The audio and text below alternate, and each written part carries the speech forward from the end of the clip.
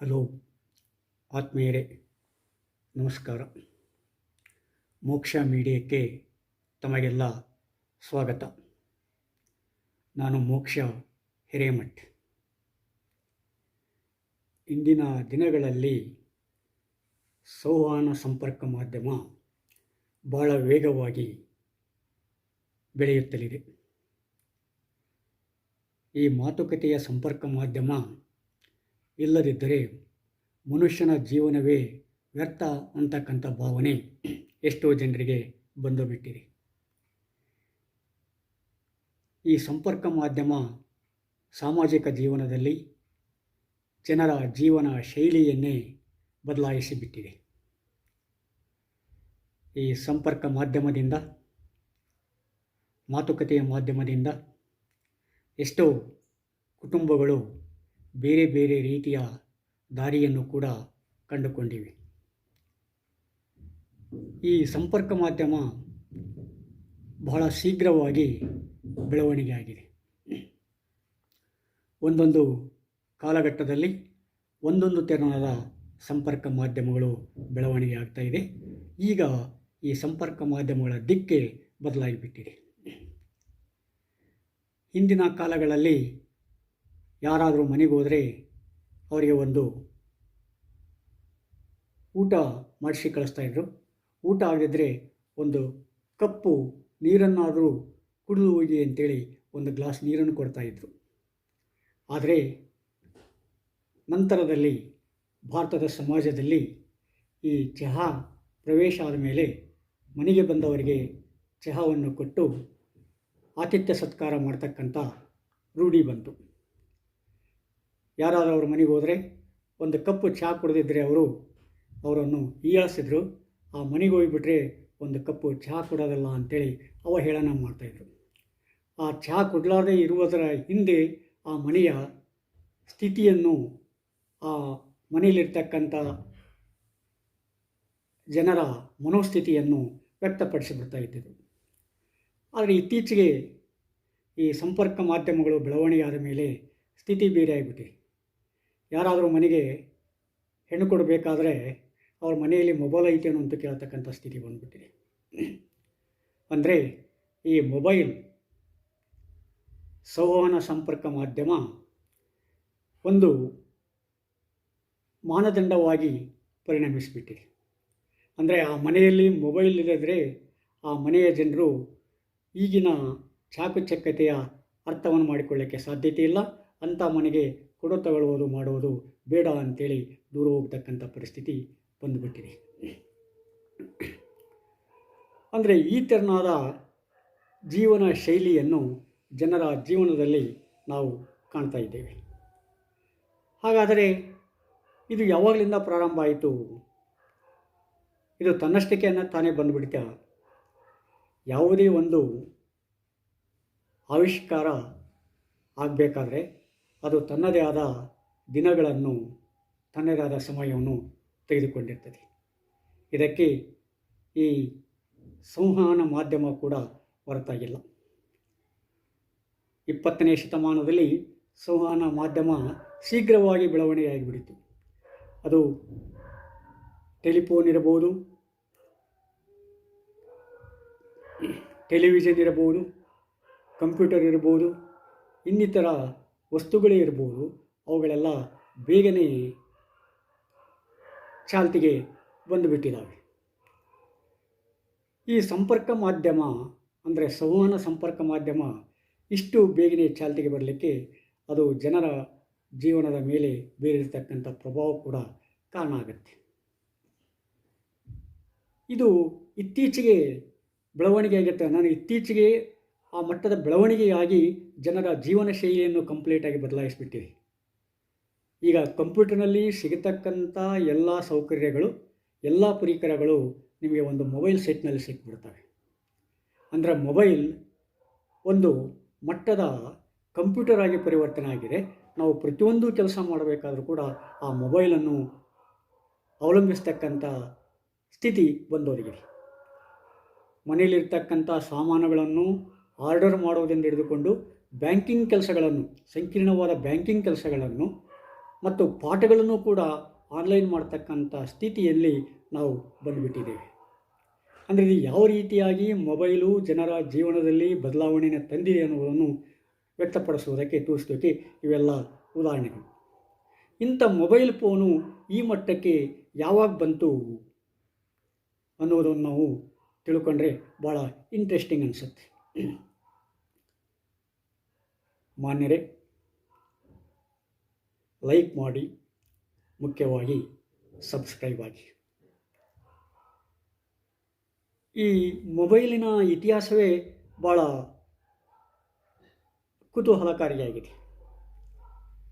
ಈ ಸಾಮಾನ್ಯವಾಗಿ ನಾವು ಮೊಬೈಲುಗಳನ್ನು ತಂತಿ ಸಹಿತ ಮೊಬೈಲುಗಳು, ತಂತಿ ರಹಿತ ಮೊಬೈಲುಗಳು ಅಂತ ಹೇಳ್ತೀವಿ. ಅದನ್ನು ಸಾಮಾನ್ಯವಾಗಿ ನಾವು ಟೆಲಿಫೋನ್ ಮತ್ತು ವೈರ್ಲೆಸ್ ಅಂತೇಳಿ ಹೇಳ್ತಾ ಇದ್ದೇವೆ. ಈ ಸಂವಹನ ಸಂಪರ್ಕ ಮಾಧ್ಯಮವನ್ನು ಈ ರೀತಿಯಾಗಿ ಎರಡು ರೀತಿಯಾಗಿ ವಿಭಾಗಿಸ್ತಾರೆ. ಒಂದು ತಂತಿ ಸಹಿತ ಸಂಪರ್ಕ ಸಾಧನಗಳು, ಇನ್ನೊಂದು ತಂತಿ ರಹಿತ ಸಂವಹನ ಸಂಪರ್ಕ ಸಾಧನಗಳು.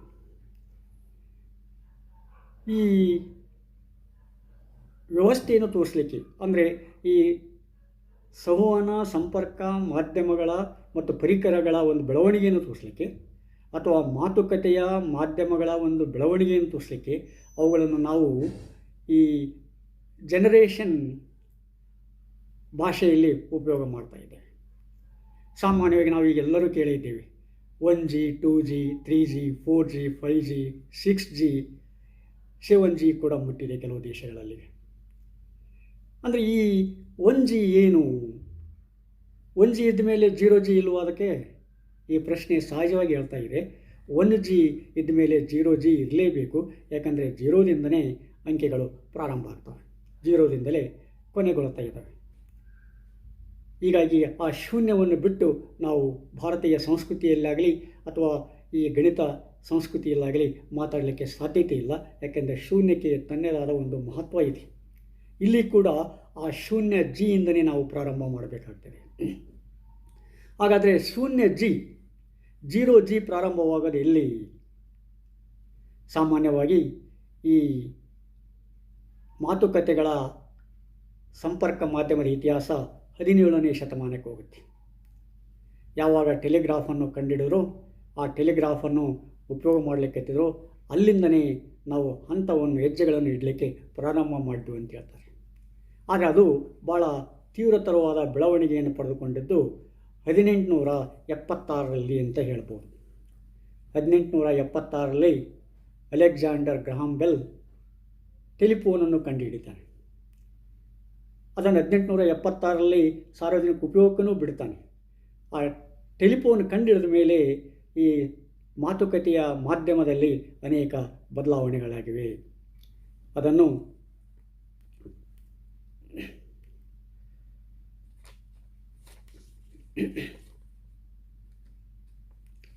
ಈ ಟೆಲಿಫೋನ್ ಬಂದ ಮೇಲೆ ನಾವು ದೂರದಲ್ಲಿರ್ತಕ್ಕಂಥ ವ್ಯಕ್ತಿಗಳಿಗೆ ನಮ್ಮ ಮಾತುಕತೆಯ ಮೂಲಕ ಅವರನ್ನು ಸಂಪರ್ಕಿಸ್ಬೋದು.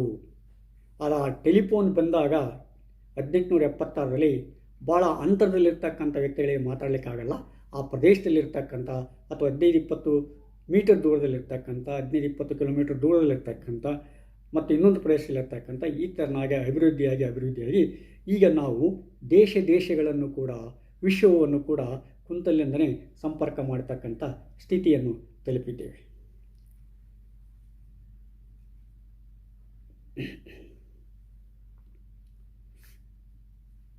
ಆದ ಕಾರಣ ಇಲ್ಲಿ ನಾವು ಆಗಿನ ಕಾಲದಲ್ಲಿ ಟೆಲಿಫೋನ್ ಕಂಡುಹಿಡಿದಾಗ ಅದು ತಂತಿ ಸಹಿತವಾಗಿತ್ತು. ಅಂದರೆ ನಮ್ಮಲ್ಲಿರ್ತಕ್ಕಂಥ ಶಬ್ದವನ್ನು ಬೆಳಕಿನ ಕಿರಣಗಳಿಂದ ಪ್ರತಿಫಲಿಸಿ, ಆ ಬೆಳಕಿನ ಕಿರಣ ಮೂಲಕ ತಂತಿಯಲ್ಲಿ ಆಯಿಸಿ, ಆ ಬೆಳಕಿನ ಕಿರಣಗಳ ಮೂಲಕ ಆ ಶಬ್ದ ತರಂಗಗಳನ್ನು ತಂತಿಯ ಮೂಲಕ ಮುಂದೊತ್ತುವುದರ ಮೂಲಕ ಇನ್ನೊಂದು ಕೊನೆಯಲ್ಲಿರ್ತಕ್ಕಂಥ ವ್ಯಕ್ತಿಗೆ ನಾವು ನಮ್ಮ ಶಬ್ದವನ್ನು ತಲುಪಿಸ್ತೇವೆ. ಆ ಶಬ್ದದಲ್ಲಿರ್ತಕ್ಕಂಥ ಆ ಕೊನೆಯ ಹಂತದಲ್ಲಿರ್ತಕ್ಕಂಥ ವ್ಯಕ್ತಿ ಆ ಶಬ್ದವನ್ನು ಡಿಕೋಡ್ ಮಾಡ್ತಕ್ಕಂಥ ಸಾಧನವನ್ನು ಅಳವಡಿಸಿಕೊಂಡಿದ್ದೇವೆ. ಈ ರೀತಿಯಾಗಿ ಏನಾಗ್ತಿತ್ತು, ಶಬ್ದ ಒಂದು ಸ್ಥಳದಿಂದ ಒಂದು ವ್ಯಕ್ತಿಯಿಂದ ಇನ್ನೊಂದು ವ್ಯಕ್ತಿಗೆ ಹೋಗ್ತಾ ಇತ್ತು. ಅಂದರೆ ಅದು ಸಾಮಾನ್ಯವಾಗಿ 1876 ಸುಮಾರಕ್ಕೆ ಅಥವಾ ನಂತರದ ದಿನಗಳಲ್ಲಿ ಕೂಡ ಈ ಬೆಳವಣಿಗೆಯನ್ನು ನಾವು ಕಾಣ್ತಾ ಇದ್ದೇವೆ. ಈ ಟೆಲಿಫೋನ್ ಮೊದಲನೇ ಮಹಾಯುದ್ಧದಲ್ಲಿ ಮತ್ತು ಎರಡನೇ ಮಹಾಯುದ್ಧದಲ್ಲಿ ಕೂಡ ಉಪಯೋಗ ಆಯಿತು. ಯಾವುದೇ ಒಂದು ವೈಜ್ಞಾನಿಕ ಆವಿಷ್ಕಾರ ಆದರೆ ಅದನ್ನು ಸಾಮಾನ್ಯವಾಗಿ ಈ ಸೈನ್ಯದಲ್ಲಿ ಅಳವಡಿಸಿಕೊಂಡು ಬಿಡ್ತಾರೆ, ಅಥವಾ ಸೈನ್ಯದ ದೃಷ್ಟಿಯಿಂದಲೇ ಅದರಲ್ಲಿ ಆವಿಷ್ಕಾರಗಳಾಗಿರ್ತವೆ. ಆ ಸೈನ್ಯದಲ್ಲಿ ಅಳವಡಿಸಿಕೊಂಡು ಅದು ಒಂದು ಮಟ್ಟಕ್ಕೆ ಬಂದ ಮೇಲೆ ಅದನ್ನು ಸಾರ್ವಜನಿಕ ಉಪಯೋಗಕ್ಕೆ ಬಿಡ್ತಕ್ಕಂಥ ಪದ್ಧತಿ ಸಾಮಾನ್ಯವಾಗಿ ನಾವು ಎಲ್ಲ ದೇಶಗಳಲ್ಲಿ ಕಾಣ್ತಾ ಇದ್ದೇವೆ. ಇದಕ್ಕೆ ಆ ಟೆಲಿಫೋನ್ ಕೂಡ ಹೊರತಾಗಲಿಲ್ಲ. ಕೆಲವು ಸಲ ಈ ಉತ್ಸುಕತೆಯಿಂದಲೂ ಕೂಡ ಆವಿಷ್ಕಾರಗಳು ಆಗಿಬಿಡ್ಬೋದು. ಅಂದರೆ ಅಲ್ಲಿಂದ 1870ರಿಂದ ಪ್ರಾರಂಭವಾಗಿರ್ತಕ್ಕಂಥ ಈ ಟೆಲಿಫೋನು 1940ರಲ್ಲಿ ಒಂದು ಮಟ್ಟಕ್ಕೆ ಬರ್ತದೆ, ಒಂದು ಹಂತಕ್ಕೆ ಬರ್ತದೆ. 1940ರಲ್ಲಿ ಏನು ಮಾಡ್ತವೆ, ಬೇರೆ ಬೇರೆ ದೇಶಗಳು ಕೂಡ ಈ ಟೆಲಿಫೋನನ್ನು ಉಪಯೋಗ ಮಾಡಲಿಕ್ಕೆ ಪ್ರಾರಂಭ ಮಾಡ್ತವೆ. 1876ರಲ್ಲಿ ಒಂದೇ ಪ್ರದೇಶಕ್ಕೆ ಕೆಲವಾರು ಪ್ರದೇಶಗಳಿಗೆ ಮಾತ್ರ ಸೀಮಿತವಾಗಿತ್ತು. ನಂತರ ಬೆಳವಣಿಗೆ ಆದಂಗೆಲ್ಲ ಅದು ಬೇರೆ ಬೇರೆ ಪ್ರದೇಶಗಳಿಗೆ, ಬೇರೆ ಬೇರೆ ದೇಶಗಳಿಗೆ ಕೂಡ ವಿಸ್ತಾರವಾಯಿತು. 1940ರಲ್ಲಿ ಏನು ಮಾಡ್ತೀವಿ, ನಾವು ಒಂದು ಹಂತಕ್ಕೆ ಬರ್ತೇವೆ, ಟೆಲಿಫೋನಿನ ಒಂದು ಹಂತಕ್ಕೆ ಬರ್ತೇವೆ. ಅಂದರೆ ತಂತಿ ಸಹಿತವಾದ ಟೆಲಿಫೋನಿನ ಒಂದು ಹಂತಕ್ಕೆ ನಾವು ಮುಟ್ತಾ ಇದ್ದೇವೆ 1940ರಲ್ಲಿ. 1940ರಲ್ಲಿ ಏನಾಯಿತೆ, ಈ ಮೋಟ್ರಾಲ್ ಅಂತಕ್ಕಂಥ ಒಂದು ಕಂಪನಿ ಈ ಟೆಲಿಫೋನನ್ನು ಪ್ರಥಮವಾಗಿ ಉಪಯೋಗ ಮಾಡುತ್ತೆ. ಅದು ಅಮೇರಿಕಾದಲ್ಲಿ ಅಂತ ಅನಿಸ್ತದೆ, ಅಮೇರಿಕಾದಲ್ಲಿ. ನಂತರ ಬೆಲ್ ಸಿಸ್ಟಮ್ ಅಂತ ಒಂದು ಕಂಪನಿ ಇರ್ತದೆ, ಅದು ಕೂಡ ಈ ಟೆಲಿಫೋನನ್ನು ಉಪಯೋಗಿಸಲಿಕ್ಕೆ ಪ್ರಾರಂಭ ಮಾಡ್ತದೆ 1940ರಲ್ಲಿ. ಅದು ಸಾಮಾನ್ಯವಾಗಿ ಅವರನ್ನು ನಾವು ಪೈನಿಯರ್ಸ್ ಅಂತ ಹೇಳ್ತೀವಿ. ಅಂದರೆ ಮೊದಲಿಗರು, ಟೆಲಿಫೋನ್ ಉಪಯೋಗ ಮಾಡೋದರಲ್ಲಿ ಮೊದಲಿಗರು ಅಂತೇಳಿ. ನಂತರದಲ್ಲಿ ಏನಾಗುತ್ತೆ, ಟೆಲಿಫೋನಿನ ತಂತ್ರಜ್ಞಾನ ಏನು ಅಂದರೆ ಆಗಿರ್ತಕ್ಕಂಥ ಟೆಲಿಫೋನುಗಳು ಹೇಗಿದ್ದವು, ಆಗಿರ್ತಕ್ಕಂಥ ಟೆಲಿಫೋನುಗಳನ್ನು ನಾವು ಸಾಮಾನ್ಯವಾಗಿ ನೋಡ್ತಾ ಇದ್ದೇವೆ. ಅವು ಗಂಟೆ ಬಾರಿಸ್ತಕ್ಕಂಥ ರೀತಿ, ಅವನು ಒಂದೇ ಸ್ಥಳದಲ್ಲಿ ಇಡಬೇಕಾಗಿತ್ತು. ಇಲ್ಲಿರ್ತಕ್ಕಂಥ ವ್ಯಕ್ತಿ ಟಿನ್ನಂದುಗಳ ಆ ರಿಸೀವರ್ ತೆಗೆದುಕೊಳ್ಬೇಕಾಗಿತ್ತು. ಆಮೇಲೆ ಅಲ್ಲಿರ್ತಕ್ಕಂಥವನು ಫೋನ್ ಮಾಡಿ ಮಾತಾಡಲಿಕ್ಕೆ ಪ್ರಾರಂಭ ಆಗ್ತಿತ್ತು. ಸಾಮಾನ್ಯ ಇನ್ನೂ ಬೇರೆ ಬೇರೆ ರೀತಿಯಾಗಿ ಆ ಸಲಕರಣೆ ಮಾಧ್ಯಮಗಳು ಇದ್ದವು. ಆ ಸಲಕರಣೆ ಮಾಧ್ಯಮಗಳು ಏನು ಮಾಡ್ತಿದ್ದವು, ಕೆಲವು ಸಲ ತಂತಿಯನ್ನು ಎಲ್ಲ ದೇಶಕ್ಕೆ ಹಾಕ್ಲಿಕ್ಕೆ ಆಗುತ್ತಿದ್ದಿಲ್ಲ. ಆಗೇನು ಮಾಡ್ತಾಯಿದ್ರು, ಈ ಸ್ಯಾಟಿಲೈಟ್ಗಳ ಮೂಲಕ, ಅಂದರೆ ಅಲ್ಲಿರ್ತಕ್ಕಂಥ ತರಂಗಾಂತರಗಳನ್ನು ಗುರುತಿಸಿ ಅವುಗಳಿಂದ ಸಂಕೇತವನ್ನು ಪಡೆದುಕೊಂಡು ಆ ಸಂಕೇತಗಳನ್ನು ಡಿಕೇಡ್ ಮಾಡಿ ಅರ್ಥೈಸ್ತಕ್ಕಂಥ ರೀತಿಗಳು ಪ್ರಾರಂಭ ಆದವು. ಆಗ ಮೊಬೈಲ್ಗಳು ಹೇಗಿದ್ದು ಅಂತಂದರೆ, ಮೊಬೈಲ್ ಸೆಟ್ಗಳು ಹೇಗಿದ್ದು ಅಂತಂತಂದರೆ, ಒಂದು ವ್ಯಕ್ತಿ ಮಾತಾಡಬೇಕಾದ್ರೆ ಇನ್ನೊಂದು ವ್ಯಕ್ತಿ ಸುಮ್ಮನೆ ಇರಬೇಕಾಗ್ತಿತ್ತು. ಅಂದರೆ ಒಂದು ವ್ಯಕ್ತಿ ಮಾತಾಡಬೇಕಾದ್ರೆ ಒಂದು ಬಟನ್ ಇರ್ತಿತ್ತು. ಆ ಬಟನ್ ಒತ್ತಿದ ಮೇಲೆ ಅಲ್ಲಿರ್ತಕ್ಕಂಥ ವ್ಯಕ್ತಿಗೆ ಕರೆ ಹೋಗ್ತಿತ್ತು. ಆ ಕರೆ ಹೋದ್ಮೇಲೆ ಆ ವ್ಯಕ್ತಿ ಬಟನ್ ಒತ್ತಿ ಅವನು ಸ್ವೀಕಾರ ಮಾಡಬೇಕಾಗ್ತಿತ್ತು. ಆಗ ಮಾತಾಡಲಿಕ್ಕೆ ಪ್ರಾರಂಭ ಮಾಡ್ತಿತ್ತು. ಆದರೆ ಆ ಮಾತು ಒನ್ ವೇ ಮಾತ್ರ ಆಗಿತ್ತು. ಅಂದರೆ ಯಾರು ಬಟನ್ ಒತ್ತಿ ಮಾತಾಡಲಿಕ್ಕೆ ಶುರು ಮಾಡ್ತಾರೋ ಆಗ ಇನ್ನೊಬ್ಬ ವ್ಯಕ್ತಿ ಸುಮ್ಮನೆ ಇರಬೇಕಾಗ್ತಿತ್ತು. ಈ ಬಟನ್ ವ್ಯಕ್ತಿ ಮಾತಾಡಿದ ಮೇಲೆ, ಮುಗಿದ ಮೇಲೆ ಆ ಇನ್ನೊಂದು ವ್ಯಕ್ತಿ ಮಾತಾಡಬೇಕಾಗ್ತಿತ್ತು. ಆದರೆ ಕೆಲವು ಸಲ ಏನು ಮಾಡ್ತಿದ್ರು, ಇಬ್ಬರು ಒಂದೇ ಸಲ ಮಾತಾಡಲಿಕ್ಕೆ ಶುರು ಮಾಡಿಬಿಡ್ತಿದ್ರು. ಆದರೆ ಇಬ್ಬರು ಒಂದೇ ಸಲ ಮಾತಾಡಲಿಕ್ಕೆ ಸಾಧ್ಯತೆ ಆಗ್ತಿದ್ದಿಲ್ಲ, ಯಾಕಂದ್ರೆ ಬಟನ್ ಒತ್ತಲೇಬೇಕಾಗ್ತಿತ್ತು. ಆದ ಕಾರಣ ಅದಕ್ಕೇನು ಹೇಳಿದ್ರು, PTT ಅಂತೇಳಿ, ಪ್ರೆಸ್ ಟು ಟಾಕ್ ಅಂತೇಳಿ PTT ಅಂತಕ್ಕಂಥ ಸಿಂಬಾಲ್ ನೋಡಿದ್ರು. ಅಂದರೆ ಇನ್ನೊಬ್ಬ ವ್ಯಕ್ತಿ ಮಾತಾಡಬೇಕಾದ್ರೆ ಅವನೇನು ಮಾಡಬೇಕು, ಮಾತಾಡ್ತಕ್ಕಂಥ ವ್ಯಕ್ತಿ ತನ್ನೆಲ್ಲ ಮಾತುಗಳಾದಮೇಲೆ ಓವರ್ ಅಂತ ಹೇಳಬೇಕಾಗ್ತಿತ್ತು. ಓವರ್ ಅಂತೇಳಿ ಬಟನ್ ಆಫ್ ಮಾಡಬೇಕಾಗ್ತಿತ್ತು. ನಂತರದಲ್ಲಿ ಆ ದಿಕ್ಕಿನಲ್ಲಿರ್ತಕ್ಕಂಥ ವ್ಯಕ್ತಿ ತನ್ನ ಬಟನನ್ನು ಒತ್ತಿ ಮಾತನ್ನು ಪ್ರಾರಂಭ ಮಾಡಬೇಕಾಗ್ತಿತ್ತು. ಅಂದರೆ ಒಬ್ಬ ವ್ಯಕ್ತಿ ಮಾತಾಡುವಾಗ ಇನ್ನೊಬ್ಬ ವ್ಯಕ್ತಿ ಸುಮ್ಮನೆ ಇರಬೇಕು, ಆಗಿಂದಾಗಲೇ ಕೇಳಲಿಕ್ಕೆ ಆಗೋದಿಲ್ಲ, ಇನ್ನು ಒಂದು ಸ್ಥಿತಿ ಇತ್ತು. ಆದ ಕಾರಣ ಆ ಒಂದು ತಂತ್ರಜ್ಞಾನವನ್ನು ಏನು ಹೇಳ್ತಾರೆ, PTT ತಂತ್ರಜ್ಞಾನ ಅಂತ ಹೇಳ್ತಾರೆ. ಅದನ್ನು ಮತ್ತೆ ಅಡ್ವಾನ್ಸ್ಡ್ ಆಗಿ ಬೆಳವಣಿಗೆ ಮಾಡಿಕೊಂಡು ಹೋದರು. ಆ ಟೆಕ್ಕನ್ನು ಆ ತಂತ್ರಜ್ಞಾನವನ್ನು ಬೇರೆ ಬೇರೆ ರೀತಿಯಾಗಿ ಉಪಯೋಗ ಮಾಡಿಕೊಂಡರು. ನಂತರದಲ್ಲಿ 1940ರಿಂದ ಅನೇಕ ಬದಲಾವಣೆಗಳು ಕೂಡ ಆದವು. ಆದರೆ ಆ ಬದಲಾವಣೆಗಳೇನಾದರೂ ಕೂಡ ಅವು ತಂತಿ ಸಹಿತವಾಗಿರ್ತಕ್ಕಂಥ ಬದಲಾವಣೆಗಳಾಗಿದ್ದವು. ಈ ಫೋನಿನ ಪರಿಕರಗಳಲ್ಲಿ ಬದಲಾವಣೆಗಳಾದವು. ಆದರೆ ಸಾಮಾನ್ಯವಾಗಿ ಆ ಶಬ್ದಗಳನ್ನು ತಂತಿಗಳಲ್ಲಿ ಹಾಯಿಸ್ತಕ್ಕಂಥ ಪರಿಕರಗಳನ್ನು ಅಷ್ಟೇನಾಗಲಿಲ್ಲ. ಆದರೆ ಯಾವಾಗ ರೇಡಿಯೋ ತರಂಗಗಳು ಬಂದು ಆ ರೇಡಿಯೋ ತರಂಗಗಳ ಮೇಲೆ ದಿಕ್ಕನ್ನೇ ಬದಲಾಯಿಸಿಬಿಡ್ತಾರೆ. ಮಾರ್ಕೋನಿ ರೇಡಿಯೋವನ್ನು ಕಂಡುಹಿಡಿದ ಮೇಲೆ ಆ ರೇಡಿಯೋ ತರಂಗಗಳಿಂದ ಏನಾಗ್ತದೆ, ಈ ಶಬ್ದ ತರಂಗಗಳನ್ನು ಹಿಡಿದಿಟ್ಟು ಅದನ್ನು ಇನ್ನೊಬ್ಬರಿಗೆ ಕಳಿಸ್ತಕ್ಕಂಥ ಕೆಲಸ ಪ್ರಾರಂಭ ಆಗುತ್ತೆ. ಅಂದರೆ ಈ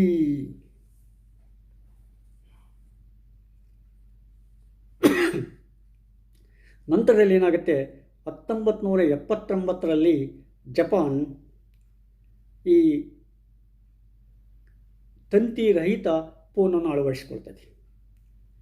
ಅಂದರೆ 1979ರವರೆಗೆ 1978-79ವರೆಗೆ ತಂತಿ ಸಹಿತ ಫೋನುಗಳಿದ್ದು, ಅದು 1979ರಲ್ಲಿ ಏನು ಮಾಡಿತು, ಜಪಾನ್ ತಂತಿರಹಿತ ಸೆಟ್ಗಳನ್ನು ಉಪಯೋಗ ಮಾಡಿತು. ಪ್ರಥಮವಾಗಿ ಜಪಾನ್ ದೇಶವೇ ಇಡೀ ದೇಶದ ತುಂಬೆಲ್ಲ ಉಪಯೋಗ ಮಾಡ್ತೈತೆ. ಆದ ಕಾರಣ ಜಪಾನ್ ದೇಶ ಈ ತಂತಿರಹಿತ ಫೋನಿನಲ್ಲಿ ಮೊದಲನೇ ದೇಶ ಅಂಥೇಳಿ ಪರಿಗಣಿಸ್ತಾ ಇದ್ದಾರೆ. ಅದಕ್ಕೆ 1G ಅಂತೇಳಿ ಕೊಟ್ಟರು. ಅಂದರೆ ತಂತಿ ಸಹಿತ ಫೋನುಗಳು 1979ಕ್ಕಿಂತ ಮೊದಲೇನಿರ್ತೈತಲ್ಲ, ಆ ಫೋನುಗಳೆಲ್ಲ ತಂತಿ ಸಹಿತ ಫೋನುಗಳಾಗಿದ್ದವು. ಆ ಫೋನುಗಳಿಗೆ 0G ಅಂತ ಗುರುತಿಸಿದರು. ಅಂದರೆ ಈ ಫೋನುಗಳ ಬೆಳವಣಿಗೆ ಹೇಳಬೇಕಾದ್ರೆ ಈ ಅಂಕೆ ಸಂಖ್ಯೆಗಳಲ್ಲಿ ಹೇಳಲಿಕ್ಕೆ ಪ್ರಾರಂಭ ಮಾಡಿದರು. ಅಂದರೆ 0G ಈ 1979ರ ಮೊದಲಿನ ಫೋನುಗಳೇನು, ಅಂದರೆ 1779ರ ಕ್ರಿಸ್ತಶಕ 1779ರ ಮೊದಲಿನ ಫೋನುಗಳಲ್ಲಿ ಈ ತಂತಿ ಸಹಿತ ಬೆಳವಣಿಗೆ ಇತ್ತು. ಅದನ್ನು ಅವರು 0G ಅಂತೇಳಿ ಗುರುತಿಸಿದರು. ಹಾಗಾದರೆ ಈ G ಅಂದರೆ ಏನು? G ಸಾಮಾನ್ಯವಾಗಿ ಇಂಗ್ಲೀಷಿನ ಜನರೇಷನ್ ಅಂತ ಹೇಳ್ತಾರೆ. ಅಂದರೆ ಇಂಗ್ಲೀಷ್ ಭಾಷೆಯ ಜನರೇಷನ್ ಶಬ್ದದ ಸಂಕ್ಷಿಪ್ತ ರೂಪ G. ಆ ಜನರೇಷನ್ನ ಅಬ್ರಿವೇಷನ್ ಅಂತ ಹೇಳ್ತಾರೆ. ಅಂದರೆ ಕನ್ನಡದಲ್ಲಿ ಸಾಮಾನ್ಯವಾಗಿ ಜನರೇಷನ್ ಅಂದರೆ ನಾವು ಪೀಳಿಗೆ ಅಂತ ಹೇಳ್ತೀವಿ. ಅಂದರೆ ಒಂದು ಪೀಳಿಗೆ ಮತ್ತೊಂದು ಪೀಳಿಗೆಗೆ ಹೋಗಬೇಕಾದ್ರೆ ಅಲ್ಲಿ ಕೆಲವಾರು ಬದಲಾವಣೆಯನ್ನು ಗೊಳಿಸ್ತವೆ. ಸಾಮಾನ್ಯವಾಗಿ 20 ವರ್ಷಕ್ಕೆ ಒಂದು ಪೀಳಿಗೆ ಅಂತೇಳಿ ನಾವು ಪರಿಗಣಿಸ್ತೀವಿ. ಒಂದು ತಲೆಮಾರು ಅಂದರೆ ಸಾಮಾನ್ಯವಾಗಿ 80 ವರ್ಷದಿಂದ 100 ವರ್ಷ ಒಳಗೆ ಒಂದು ತಲೆಮಾರು ಅಂತ ಹೇಳ್ತೀವಿ. 100 ವರ್ಷಕ್ಕೆ ಸಾಮಾನ್ಯ ತಲೆಮಾರು ಅಂತ ಹೇಳ್ತೀವಿ. ಎಷ್ಟೋ ಸಲ ಕೆಲವು ಸಲ ಬೇರೆ ಬೇರೆ ಬದಲಾವಣೆಗಳು ಕೂಡ ಆಗಿಬಿಡ್ತವೆ. ಆದರೆ ಪೀಳಿಗೆ ಅಂತಂದಾಗ ಅದು 20 ವರ್ಷದ ಅಂತರ ಇರ್ತದೆ. ಈಗ ಸಾಮಾನ್ಯವಾಗಿ ನಮ್ಮದು 3 ಅಥವಾ 4ನೇ ಪೀಳಿಗೆ ಅಂತ ಹೇಳ್ತೀವಿ ನಾವು. ಅಂದರೆ ನಮ್ಮ 3-4ನೇ ಪೀಳಿಗೆಗೆ ಗೊತ್ತಿಲ್ಲದಿರ್ತಕ್ಕಂಥ ಎಷ್ಟೋ ವಿಷಯಗಳು 1ನೇ ಪೀಳಿಗೆಗೆ ಗೊತ್ತಾಗ್ಬಿಟ್ಟಿರ್ತವೆ. ಆಗ ನಾವು 3ನೇ ಮತ್ತು 4ನೇ ಪೀಳಿಗೆಯಲ್ಲಿರ್ತಕ್ಕಂಥ ವ್ಯಕ್ತಿಗಳು ಅಪ್ಡೇಟ್ ಮಾಡಿಕೊಳ್ಬೇಕಾಗ್ತದೆ. ಅಂದರೆ ಆಗಿನ ಕಾಲಕ್ಕೆ ತಕ್ಕಂಥ ಜ್ಞಾನವನ್ನು ಅವರು ಹೊಂದಬೇಕಾಗ್ತದೆ. ಆ ಅಪ್ಡೇಟ್ ಮಾಡಲಿಕ್ಕೆ ಏನಾಗುತ್ತೆ, ಆ ಮಟ್ಟಕ್ಕೆ ನಾವು ಹಿಂದುಳಿದು ಬಿಡ್ತೀವಿ. ಅಂದರೆ ಅದೇ ಒಂದು ಸಮಸ್ಯೆ ರಾಷ್ಟ್ರಗಳ ನಡುವೆ, ದೇಶಗಳ ನಡುವೆ ಉದ್ಭವಿಸಿದೆ. ಈಗ 1979ರಲ್ಲಿ ಜಪಾನ್ನಲ್ಲಿ ವೈರ್ಲೆಸ್ ಉಪಯೋಗ ಮಾಡಿದರೆ, ನಾವು ಇತ್ತೀಚಿನ ದಿನಮಾನಗಳಲ್ಲಿ ಅದನ್ನು ಉಪಯೋಗ ಮಾಡಲಿಕ್ಕೆ ಶುರು ಮಾಡಿದ್ವಿ. ಅಂದರೆ ಬೇರೆ ದೇಶಗಳಿಗೆ ನಮ್ಮ ದೇಶಗಳು ಹೋಲಿಕೆ ಮಾಡಿದಾಗ ಸಾಮಾನ್ಯವಾಗಿ 60 ವರ್ಷದ ಅಂತರ ಬರ್ತದೆ. 60 ವರ್ಷದ ಅಂತ ಅಂದರೆ ಅದು 3 ಪೀಳಿಗೆಗಳ ಅಂತರ ಆಗತ್ತೆ. ಅಂದರೆ ನಾವು ಜಪಾನ್ ದೇಶೀಯರಕ್ಕಿಂತ 3 ಪೀಳಿಗೆ ಹಿಂದಿದ್ವಿ ಅಂತ ಅರ್ಥ ಆಗ್ತದೆ. ಇದನ್ನು ಗುರುತಿಸಲಿಕ್ಕೆ ಏನು ಮಾಡ್ತಾರೆ, 0G ಅಂತ ಹೇಳಿದರು, ಅಂದರೆ ಜನರೇಷನ್ ಅಂತ ಹೇಳಿದರು. ಆದರೆ ಈ ಫೋನುಗಳ ಬೆಳವಣಿಗೆ ಮಾಡಿಬಿಟ್ರೆ 20 ವರ್ಷ ಕೂಡ ಕಡಿಮೆ ಅಂತ ಅನಿಸುತ್ತೆ. ಯಾಕಂದರೆ ಕೆಲವು ಸಲ ಮೊದಲೇ ಸಲ ಫೋನುಗಳು ಬಂದಾಗ 20 ವರ್ಷ ಅಂತ ಇರ್ತದೆ, ಅದಕ್ಕೆ ಪೀಳಿಗೆ ಅಂತ ಹೇಳ್ಬೋದಾಯಿತು. ಆದರೆ ನಂತರದಲ್ಲಿ ಬೆಳವಣಿಗೆ ಆದಮೇಲೆ ಆ ಪೀಳಿಗೆ 10 ವರ್ಷಗಳಿಗೆ ಇಳ್ಕೊಂಬಿಡ್ತು. ಒಂದು 10 ವರ್ಷಕ್ಕೆ ಒಂದು ಪೀಳಿಗೆ ಅಂತೇಳಿ ಅವರು ಪರಿಗಣನೆ ಮಾಡಿಬಿಡ್ತಾರೆ ಈ ಮೊಬೈಲ್ ಇತಿಹಾಸದಲ್ಲಿ. ಆದರೆ ಮನುಷ್ಯನ ಇತಿಹಾಸದಲ್ಲಿ 20 ವರ್ಷ ಒಂದು ಕಾಲಘಟ್ಟ, 20 ವರ್ಷದ ಒಂದು ಪೀಳಿಗೆ ಅಂತೇಳಿ ಈಗಲೂ ಕೂಡ ಪರಿಗಣನೆ ಮಾಡ್ತಾಯಿದ್ದಾರೆ. 1970ರಲ್ಲಿ ಏನಾಯಿತು, ಈ 1G ಅಂತೇಳಿ ಪ್ರಾರಂಭ ಆಯಿತು. ಅಂದರೆ ಈ ತಂತಿ ಸಹಿತ ಫೋನುಗಳಿಂದ ತಂತಿ ರಹಿತ ಫೋನಿನ ಕಡೆಗೆ ನಾವು ಹೆಜ್ಜೆ ಹಾಕಿದ್ವಿ ಅಂತ ಅರ್ಥ ಆಗತ್ತೆ. ಅಂದರೆ ಈ ತಂತಿ ಸಹಿತ ಫೋನುಗಳನ್ನು 0G ಅಂತ ಹೇಳಿದರೆ, ತಂತಿ ಸಹಿತ ಫೋನುಗಳನ್ನು 0G ಅಂತ ಹೇಳಿದರೆ, ತಂತಿ ರಹಿತ ಫೋನುಗಳಿಗೆ ನಾವು 1G ಅಂತ ಹೇಳಲಿಕ್ಕೆ ಪ್ರಾರಂಭ ಮಾಡ್ತೀವಿ. ಅಂದರೆ ಈ ರೀತಿಯಾಗಿ ಈ ಫೋನುಗಳ ಬೆಳವಣಿಗೆಯ ಇತಿಹಾಸವನ್ನು ಗುರುತಿಸಲಿಕ್ಕೆ ಈ ಜಿ ಶಬ್ದವನ್ನು, ಜಿ ಅಕ್ಷರವನ್ನು ನಾವು ಉಪಯೋಗ ಮಾಡ್ತಾ ಇದ್ದೇವೆ. ಸಾಮಾನ್ಯವಾಗಿ 0G ಇದ್ದದ್ದು ತಂತಿ ಸಹಿತ ಫೋನ್ ಆದರೆ, ಈ 1G ಇದ್ದದ್ದು ತಂತಿ ರಹಿತ ಫೋನ್ ಆಗುತ್ತೆ. ಸಾಮಾನ್ಯವಾಗಿ ಅದನ್ನು ನಾವು ವೈರ್ಲೆಸ್ ಅಂತ ಹೇಳ್ತೀವಿ. ಈ ವೈರ್ಲೆಸ್ ಹಂಗೆ ಒಮ್ಮೆಲೆ ಬರಲಿಲ್ಲ. 1Gದಲ್ಲಿ ಜಪಾನಿಯರು ಅಳವಡಿಸಿಕೊಂಡರೂ ಕೂಡ, ತಂತಿ ಇಲ್ಲದೇ ಅಳವಡಿಸಿಕೊಂಡರೂ ಕೂಡ ಅವು ಭಾಳ ಫೋನುಗಳನ್ನು ಭಾಳ ಹೊತ್ತು ಉಪಯೋಗ ಮಾಡಲಿಕ್ಕೆ ಆಗ್ತಾ ಇರಲಿಲ್ಲ. 1979ರಲ್ಲಿ ಜಪಾನ್ ಅಳವಡಿಸಿಕೊಂಡಿತು. 1981ರಲ್ಲಿ ಸ್ವೀಡನ್ನು, ಫಿನ್ಲ್ಯಾಂಡು, ನಾರ್ವೆ, ರೊಮಾನಿಯಾ ಮತ್ತು ಇತರೆ ಕಂಟ್ರಿಗಳು ಏನು ಮಾಡ್ತಾರೆ, ಇತರೆ ದೇಶಗಳು ಅವುಗಳನ್ನು ಅಳವಡಿಸ್ಕೊಂಡು ಬಿಡ್ತಾವೆ. 1983ರಲ್ಲಿ ಚಿಕಾಗೋದಲ್ಲಿ ಮೋಟ್ರಾಲ್ ಕಂಪನಿ ಅದನ್ನು ಪರಿಚಯಿಸ್ತಾ ಇದೆ. ಒಂದು 1900ರಲ್ಲಿ ಪರಿಚಯಿಸ್ತಕ್ಕಂಥ ಮೋಟ್ರಾಲ್ ಕಂಪನಿ 1Gಯನ್ನು 1983ರಲ್ಲಿ, ಅಂದರೆ ಕ್ರಿಸ್ತಶಕ 1983ರಲ್ಲಿ ಚಿಕಾಗೋದಲ್ಲಿ ಪರಿಚಯ ಮಾಡಿಕೊಡ್ತೀವಿ. ಈ 1G ಫೋನಿನ ಇತಿಹಾಸ ಏನಂತಂದರೆ,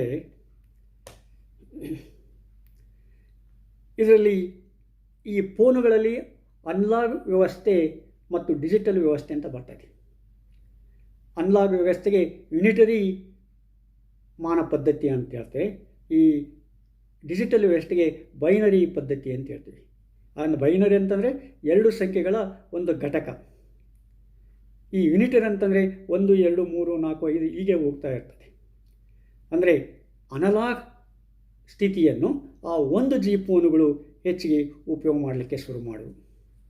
ಅಂದರೆ ಅಲ್ಲಿ ಅವುಗಳ ಬೆಳವಣಿಗೆ ಭಾಳ ಪ್ರಾಥಮಿಕ ಹಂತದಲ್ಲಿತ್ತು. ಆ 1G ಫೋನ್ನಲ್ಲಿ ಏನಿತ್ತು, ಫಸ್ಟ್ ಜನ್ರೇಷನ್ ಫೋನಲ್ಲಿ ಓನ್ಲಿ ವಾಯ್ಸ್ ಕಾಲ್ ಮಾತ್ರ ಇರ್ತಿತ್ತು. ಅಂದರೆ ನಾವು ಬೇರೆ ವ್ಯಕ್ತಿಗಳಿಗೆ ಶಬ್ದಗಳನ್ನು ಉಪಯೋಗ ಮಾಡಿಕೊಂಡು ನಾವು ನಮ್ಮ ಮಾತುಕತೆಗಳ ಮೂಲಕ ನಮ್ಮ ಮನಸ್ಸಿನ ಸ್ಥಿತಿಗತಿಗಳನ್ನು ಅವರಿಗೆ ತಿಳಿಸ್ಬೋದಾಗಿತ್ತು, ಅಥವಾ ನಮ್ಮಲ್ಲಿರ್ತಕ್ಕಂಥ ಆಸೆ ಆಕಾಂಕ್ಷೆಗಳನ್ನು ವ್ಯಕ್ತಪಡಿಸ್ಬೋದಾಗಿತ್ತು. ಅವುಗಳ ಸ್ಪೀಡ್ ಕೂಡ ಭಾಳ ಕಡಿಮೆ ಇತ್ತು. ಆ 1G ಫೋನುಗಳ ಸ್ಪೀಡು 2.4 kbps ಅಂತ ಹೇಳ್ತಾರೆ. ಅಂದರೆ ವೇಗದ ಮಿತಿಯನ್ನು, ಈ ಮೊಬೈಲ್ಗಳಿರ್ತಕ್ಕಂಥ ವೇಗದ ಮಿತಿಯನ್ನು ಅಥವಾ ಕಂಪ್ಯೂಟರ್ನಲ್ಲಿರ್ತಕ್ಕಂಥ ವೇಗದ ಮಿತಿಯನ್ನು ಅಳಲಿಕ್ಕೆ ಈ kbps ಅಂತ ಉಪಯೋಗ ಮಾಡ್ತಾರೆ. kbps ಅಂತ ಹೇಳ್ತಾರೆ ಲಾಂಗ್ ಫಾರ್ಮಲ್ಲಿ. ಅದರ ಇತಿಹಾಸಕ್ಕೆ ನಾನು ಹೋಗೋದಲ್ಲ, ಸಾಮಾನ್ಯವಾಗಿ ಅದರಲ್ಲಿ ಉಪಯೋಗ ಮಾಡ್ತಾರೆ. ಆಮೇಲೆ ಡೇಟಾ ಟ್ರಾನ್ಸ್ಮಿಷನ್ ಎಷ್ಟಿತ್ತು, 150 ಮೆಗಾಹರ್ಟ್ಸ್ ಇತ್ತು ಅಂತ ಹೇಳ್ತಾರೆ. ಈ ಮೆಗಾಹರ್ಟ್ಸು ರೇಡಿಯೋ ತರಂಗಾಂತರಗಳು. ಈ ರೇಡಿಯೋ ತರಂಗಾಂತರಗಳ ಹಿನ್ನೆಲೆಯಲ್ಲಿ ಈ ಡೇಟಾ ಟ್ರಾನ್ಸ್ಮಿಷನನ್ನು ಮಾಡ್ತಾ ಇರ್ತಾರೆ. ಆ ಡೇಟಾ ಟ್ರಾನ್ಸ್ಮಿಷನ್ ಹೇಳಬೇಕಾದ್ರೆ ನಾವು ಈ ರೇಡಿಯೋ ತರಂಗಗಳ ಪರಿಭಾಷೆಯಲ್ಲಿ ಮಾತನಾಡಬೇಕಾಗತ್ತೆ. ಆ 1G ಫೋನ್ನಲ್ಲಿ ಏನಾಗುತ್ತದೆ, ಬ್ಯಾಟ್ರಿ ಕೂಡ ಭಾಳ ಪೋರ್ ಇರ್ತದೆ. ಬ್ಯಾಟ್ರಿ ಬೆಳವಣಿಗೆ ಅಷ್ಟು ಸರಿ ಇರೋದಿಲ್ಲ. ಬೇಗನೆ ಬ್ಯಾಟ್ರಿ ಹಾಳಾಗಿ ಹೋಗಿಬಿಡ್ತಿತ್ತು, ಅಥವಾ ಈ ನಿಮಿಷಗಟ್ಟಲೆ ಮಾತಾಡಲಿಕ್ಕೆ ಆಗ್ತಾ ಇದ್ದಿಲ್ಲ, ವಾಯ್ಸ್ ಕೂಡ ಸರಿಗೆ ಕೇಳಿ ಬರ್ತಾ ಇದ್ದಿಲ್ಲ. ಈ ರೀತಿಯಾದ ಕೆಲವು ಸಮಸ್ಯೆಗಳು ಏನಿರ್ತದೋ ಆ ಫೋನಲ್ಲಿರ್ತದೋ. ಆಮೇಲೆ ಆ ಫೋನು ಕೂಡ ಏನಿರ್ತು ಭಾಳ ಭಾರವಾಗಿರ್ತಿತ್ತು. ಎಷ್ಟೋ ಸಲ ವ್ಯಕ್ತಿ ದುರ್ಬಲವಾಗಿಬಿಟ್ಟಿದ್ರೆ ಆ ಫೋನನ್ನು ಹಿಡ್ಕೊಳ್ಳೋದು ಅವನಿಗೆ ಕಷ್ಟ ಆಗ್ತದಂತೆ. ಆ ಮಟ್ಟದ ಭಾರ, ಅಂದರೆ ಸಾಮಾನ್ಯ 1 kg 2 kg ಭಾರ ಇತ್ತು ಬಿಗಿನಿಂಗಲ್ಲಿ ಅಂತ ಹೇಳ್ತಾರೆ. ನಂತರದಲ್ಲಿ ಅದು ಕಡಿಮೆ ಆಗ್ತಾ ಬಂತು. ಈಗಿನ ಭಾರವನ್ನು ನೆನೆಸಿಕೊಂಡ್ಬಿಟ್ರೆ ಭಾಳ ಆಶ್ಚರ್ಯ ಆಗಿಬಿಡ್ತೈತಿ. ಯಾಕಂದರೆ ಈಗ ಒಂದು ಹುಟ್ಟಿರ್ತಕ್ಕಂಥ ಮಗು ಕೂಡ ಆ ಫೋನನ್ನು ಕೈಯಲ್ಲಿ ಹಿಡ್ಕೊಂಡು ಬಿಡ್ಬೋದು. ಆದರೆ ಅವಾಗ ಆ ಫೋನ್ ಮುಟ್ಲಿಕ್ಕೆ ಸಾಧ್ಯತೆ ಇತ್ತು, ಈಗ ಕೈಲಿ ಎತ್ತಿ ಆಡಿಸ್ಲಿಕ್ಕೆ ಪ್ರಾರಂಭ ಆಗಿಬಿಟ್ಟಿದೆ. ಅಂದರೆ ಅಲ್ಲಿಂದ ಇಲ್ಲಿವರೆಗೆ ನಾವು ಪ್ರಯಾಣ ಬೆಳೆಸಿದ್ದೇವೆ. ಅಂದರೆ ಯಾವ ರೀತಿಯಾಗಿ ಈ ಮೊಬೈಲ್ ಸೆಟ್ಗಳಲ್ಲಿ ಬದಲಾವಣೆಯಾಗಿರೋದು ಅನ್ನೋದಕ್ಕೆ ಇದು ಉದಾಹರಣೆ ಅಂತ ಹೇಳ್ಬೋದು. ಈ ರೀತಿಯಾಗಿ ಏನಾಗುತ್ತೆ, ಈ 1G ಫೋನುಗಳು 1979ರಲ್ಲಿ ಪ್ರಾರಂಭ ಆಗ್ತವೆ. ಅಂದರೆ ಫಸ್ಟ್ ಜನ್ರೇಷನ್ ಫೋನುಗಳು 1979ರಲ್ಲಿ ಪ್ರಾರಂಭ ಆಗ್ತವೆ. ತಂತಿ ಸಹಿತ ಫೋನುಗಳು ಪ್ರಾರಂಭ ಆಗಿ ಆಲೇ 17ನೇ ಶತಮಾನದಲ್ಲೇ ಅದಕ್ಕೆ ಅಡಿಗೆಲ್ಲ ಹಾಕಿಬಿಟ್ಟಿದ್ರು, ಹೆಜ್ಜೆ ಇಟ್ಬಿಟ್ಟಿದ್ರು. ಹೀಗೆ ಈ ಫೋನುಗಳ ಇತಿಹಾಸವನ್ನು ನಾವು ಕಂಡುಕೊಳ್ತಾ ಹೋಗ್ಬೋದು. ಇನ್ನು ಇದನ್ನು ಹೇಳಬೇಕಾದ್ರೆ ಇನ್ನೂ ಭಾಳ ಇದೆ. ಆದರೆ ಈ ಹೆಚ್ಚಿನ ಸಮಯವನ್ನು ತೆಗೆದುಕೊಳ್ತಾ ಇದೆ. ಆದ ಕಾರಣ ಈ 2G, 3G, 4G, 5G, 6G ಮತ್ತು ಮುಂದಿನ ಸಂಚಿಕೆಯಲ್ಲಿ ಅದರ ಬಗ್ಗೆ ನಾನು ನಿಮಗೆ ತಿಳಿಸ್ಕೊಡ್ತೇನೆ, ಅದರ ಬಗ್ಗೆ ಹೇಳ್ತಾ ಇದ್ದೇನೆ. ಈ ಫೋನಿನ ಬೆಳವಣಿಗೆ ಭಾಳ ಉತ್ಸುಕತೆಯಿಂದ ಕೂಡಿದೆ, ಭಾಳ ಆಶ್ಚರ್ಯಕರವಾದ ಘಟನೆಗಳನ್ನು ವ್ಯಕ್ತಪಡಿಸ್ತಾ ಇದೆ. ಅದನ್ನು ನಾವು ಅನುಭವಿಸ್ತಾ ಇದ್ದೇವೆ. ಅದನ್ನು ನಾವು ಕಂಡುಕೊಳ್ಳಲಿಕ್ಕೆ ಎಷ್ಟೋ ಶತಮಾನಗಳ ಹಿಂದೆ ಹೋಗ್ತಕ್ಕಂಥ ಮನಸ್ಥಿತಿ ಕೂಡ ಬಂದುಬಿಟ್ಟಿದೆ. ಆದ ಕಾರಣ ಈ ಅಪ್ಡೇಟ್ ಮಾಡಿಕೊಳ್ಬೇಕಾದ್ರೆ ಕೆಲವಾರು ಅಂಶಗಳು ನಮಗೆ ತಿಳಿದಿರಬೇಕಾಗುತ್ತೆ. ಆ ಹಿನ್ನೆಲೆಯಲ್ಲಿ ನಾವು ವಿಷಯಗಳನ್ನು ನಿಮ್ಮೊಂದಿಗೆ ಇಡ್ತಾ ಇದ್ದೇನೆ. ಆತ್ಮೀಯರೇ, ಸಬ್ಸ್ಕ್ರೈಬ್ ಆಗಿ ಮತ್ತೆ ಮುಂದಿನ ಸಂಚಿಕೆಯಲ್ಲಿ ಭೇಟಿಯಾಗೋಣ. ನಮಸ್ಕಾರ.